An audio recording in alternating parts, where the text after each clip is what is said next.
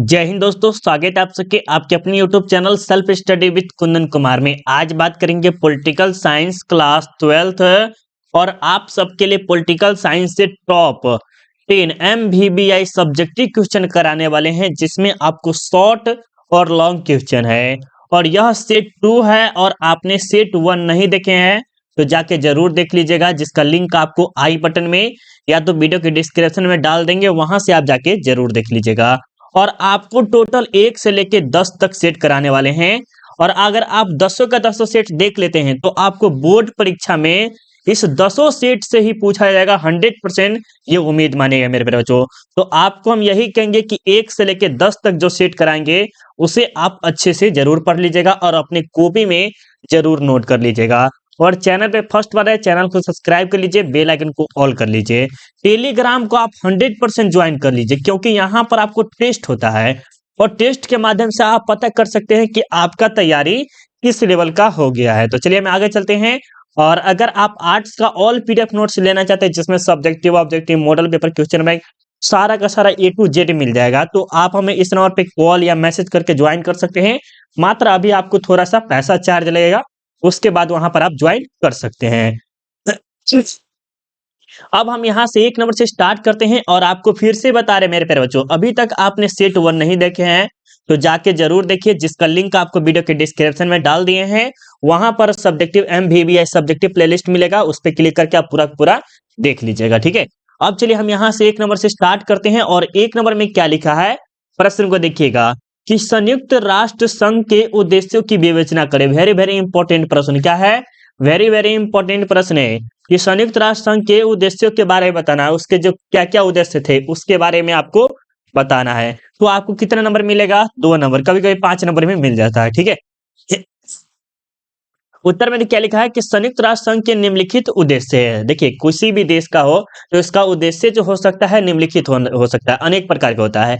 जैसे ऑप्शन 1 में देखिए, जैसे पॉइंट बना के आप दे दीजिएगा, और जब बोर्ड एग्जाम में दीजिएगा एग्जाम ना, तो उस टाइम पॉइंट बना के दीजिएगा। तो अंतरराष्ट्रीय शांति और सुरक्षा को बढ़ावा बनाए रखना, क्या करना? अंतरराष्ट्रीय शांति और सुरक्षा को क्या रखा है? बनाए रखना, ये फर्स्ट कार्य उसका है। भिन्न भिन्न राष्ट्रों के बीच मैत्रीपूर्ण संबंधों को बढ़ावा, जैसे मैत्रीपूर्ण का अर्थ क्या हुआ? मित्रता। जैसे इस देश से और इस देश से क्या होना चाहिए? मित्रता होना चाहिए। क्या होना चाहिए? मित्रता। ये हो गया। आपसी सहयोग द्वारा आर्थिक, सामाजिक, सांस्कृतिक तथा मानवीय दंगा की अंतर्राष्ट्रीय समस्याओं को हल करना। जैसे नहीं होता है कि सामाजिक दंगा हो गया, आर्थिक दंगा हो गया, ये सांस्कृतिक के लेके ये फलना चला। भारत में तो हद से ज्यादा होता है, लेकिन उसका सोल्यूशन नहीं है। लेकिन ये देख रहे संयुक्त राष्ट्र संघ देख रहे, वहां पर उसका सोल्यूशन है। किसका? सामाजिक का, आर्थिक का, सांस्कृतिक, ये सब जो दंगा होता है, क्या होता है? दंगा, इसका क्या है? सोल्यूशन है, ठीक है। ये हो गया। और कह रहा है ऊपर दिए गए हितों की पूर्ति के लिए भिन्न भिन्न राष्ट्रों की कार्यवाही में तालमेल करना। और ये जो इतने जो बताया गया है, इसमें क्या करते हैं? तालमेल करते हैं, उससे बातचीत करते हैं, फलना चिल्ला करते हैं, ठीक है। तो इस प्रकार आपको उम्मीद दिलाते हैं कि ये आपको समझ में आ गया होगा 1 नंबर, ठीक है। आ गया ना? अगर समझ में आ रहा होगा तो प्लीज लाइक कर दीजिएगा, नहीं समझ में आ रहा है तो डिसलाइक करके जाइएगा। क्या? डिसलाइक करके जाइएगा, नहीं समझ में आए तो। अब देखिए 2 नंबर में क्या कर रहा है। 2 नंबर प्रश्न हम पहले भी करा दिए हैं, फिर भी आपको करा रहे हैं कि पंचायती राज में सरपंच की शक्तियों की व्याख्या करिए। जो पंचायती राज होते हैं उस पे सरपंच की क्या क्या शक्तियां है, कैसा शक्तियां है, इसके बारे में आपको बताना है। तो देखिए क्या कर रहा है। उत्तर में भारत में स्थानीय स्वशासन के लिए गांव स्तर पर विधायक संस्था ग्राम पंचायत का प्रधान होता है। क्या होता है? ग्राम पंचायत को जो प्रधान होता है, ठीक है, पंचायत समिति है। अब यहाँ पर देखिए सरपंच की शक्तियां क्या है, सरपंच की शक्तियां क्या होती है। गांव स्तर पे कोई विवाद होता है तो सरपंच स्वयं या अन्य पांचों के साथ मिलकर पहले घटनाओं की वास्तविकता की जांच करते हैं। समझिए क्या करा है। जैसे ये गांव हो गया और इस गांव में कुछ घटना वगैरह हुआ है, तो क्या करेगा? यहाँ का जो सरपंच है ना, मेन सरपंच, वो 5 आदमी को ले लेगा, 1 2 3 ऐसे 5 आदमी को ले लेगा और कहेगा, इस घटना को देखेगा कि इसमें क्या वास्तविकता है या ये झूठ बोला जा रहा है। तो उसे चेक करेगा, पहले क्या करेगा? चेक करेगा। और सुलह समझाता का प्रयास करता है। क्या करते हैं? ये समस्या को सुलझाने का प्रयास करते हैं। समझौता न होने की हालत में मामले की सुनवाई के लिए न्यायालय का गठन होता है। किसका होता है? जैसे मामला बहुत बड़ा है तो उसका नहीं सॉल्यूशन होगा तो क्या होगा, वो बड़े लेवल पर जाएगा तो ये न्यायालय का गठन किया जाता है, ठीक है। जिसमें वादी और प्रतिवादी दोनों का कहा जाता है, वादी और प्रतिवादी को एक पंच मनोनीत करने को कहा जाता है। क्या कहा जाता है? एक पंच मनोनीत करने को कहा जाता है। सरपंच स्वयं दो पंचों को मनोनीत करते हैं। क्या करते हैं? सरपंच जो होते हैं वो स्वयं क्या करते हैं? दो मनोनीत को करते हैं, ठीक है। सरपंच सहित पांचों पंचों द्वारा गठित न्यायपीठ में कम से कम एक महिला पंच का होना जरूरी है। और जब गांव स्तर में कोई बड़ा सा घटना होता है या छोटा सा घटना होता है और उसका विवाद सरपंच वगैरह करते हैं तो उसमें एक स्त्री की भी होना जरूरी है, जिसे महिला कह सकते हैं, महिला का भी होना जरूरी है। ग्राम कचहरी के न्यायपीठ को 10,000 रुपए तक की राशि की मुकदमे की सुनवाई कर सकते हैं। और ये जो ग्राम कचहरी होती है, जैसे सरपंच के नाम से भी जानते हैं शायद, तो उसे क्या कर सकता है, वो आप पर 10,000 का जुर्माना भी ठोक सकता है, ठीक है। आपसी विवाद के छोटे छोटे मामले में भी ग्राम कचहरी के सामने रखे जाते हैं। मतलब छोटा छोटा विवाद जो होते हैं उसको ग्राम कचहरी के पास ही रखा जा सकता है। तो ये पॉइंट हमको लगता है सभी बच्चों को समझ में आ गया। और ये पॉइंट अगर आप याद कर लेते हैं तो आपको 5 नंबर कोई नहीं रखे, क्योंकि ये बहुत बार पूछा गया है, बहुत बार, ठीक है। अब देखिए 3 नंबर में क्या करा है, 3 नंबर प्रश्न को समझिएगा अच्छे से कि द्विध्रुवीय विश्व की समाप्ति के बाद गुट निरपेक्ष आंदोलन की प्रासंगिकता पर प्रकाश डाले। इसमें क्या करा है, गुट निरपेक्ष पे बारे आपको बताना है। तो देखिए उत्तर में आपको इस प्रकार लिखना है ताकि आपको 2 नंबर कोई नहीं रोक सके, ठीक है। सबसे पहले क्या लिखना है कि द्विध्रुवीय विश्व की समाप्ति के बाद गुट निरपेक्ष आंदोलन की कई महत्व नहीं थी। क्या थी? गुट निरपेक्ष आंदोलन की कोई महत्व नहीं थी, क्योंकि दोनों गुट के सैनिक समाप्त हो गए थे। जब गुट निरपेक्ष जब आंदोलन हुआ था, मतलब कि दोनों विश्व के साथ युद्ध हो रहा था, तो गुट निरपेक्ष का स्थान बहुत ही आगे था। जैसे मान लीजिए ये यूएसए है, ठीक है, और ये यूएसएसआर है, ठीक है। और इन दोनों के बीच में क्या हो रहा है, मतभेद हो रहा है, झगड़ा हो रहा है, तनावपूर्ण स्थिति हो रहा है। उस टाइम गुट निरपेक्ष का स्थान ऊपर था। क्या था? स्थान नीचे, ऊपर था।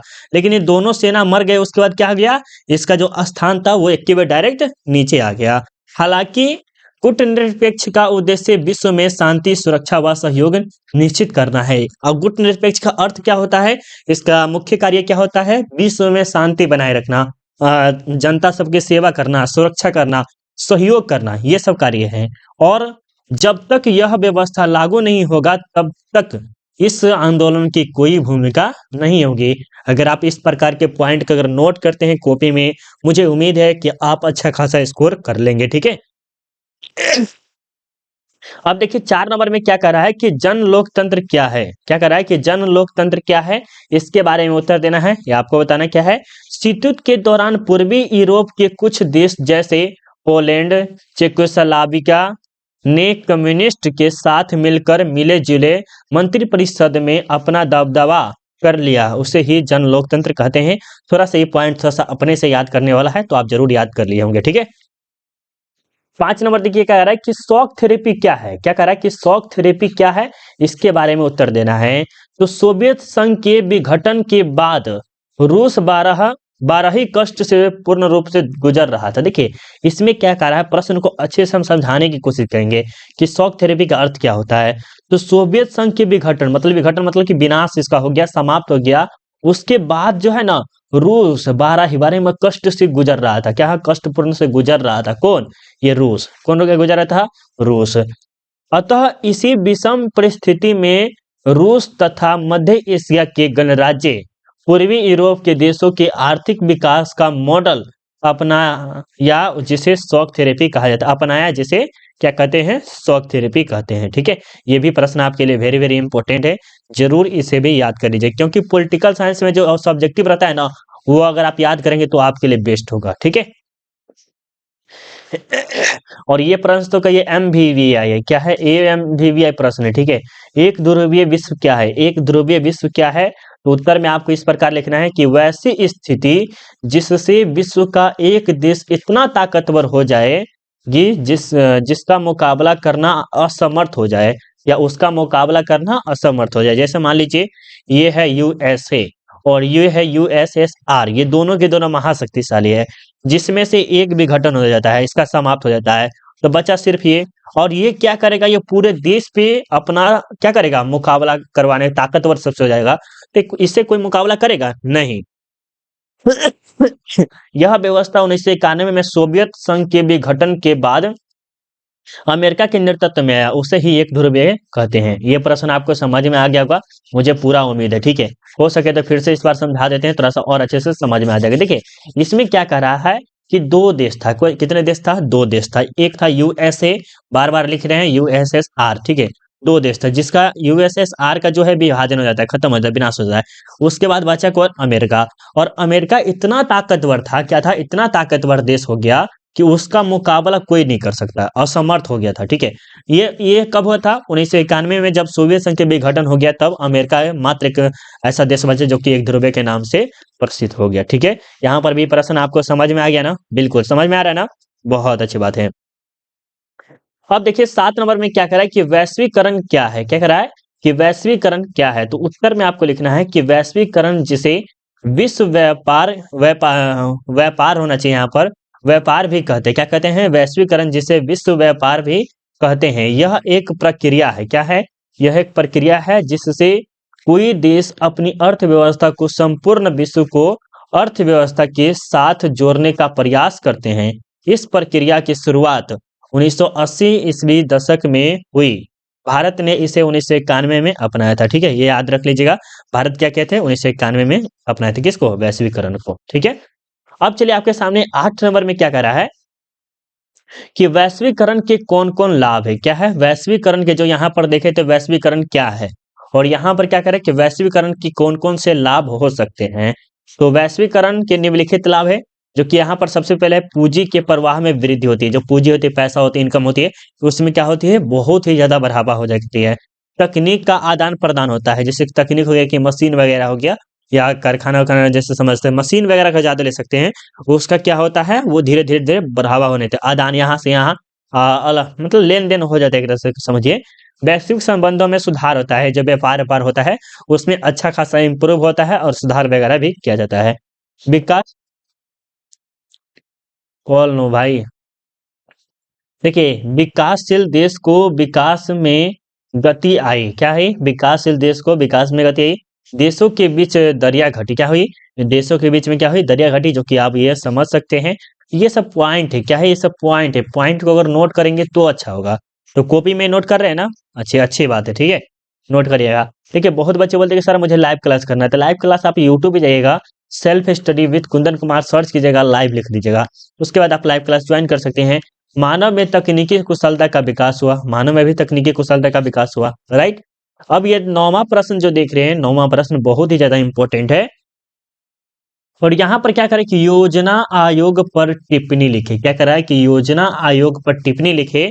तो इस पे आपको उत्तर देना है कि योजना आयोग एक गैर संवैधानिक व सलाहकार संगठन है, कैसा है, योजना आयोग गैर संवैधानिक, क्या है, गैर संवैधानिक व सलाहकार संगठन है। इसका प्रस्तावना 15 मार्च 1950 को किया गया था, या कह सकते हैं इसकी स्थापना 15 मार्च 1950 को किया गया था।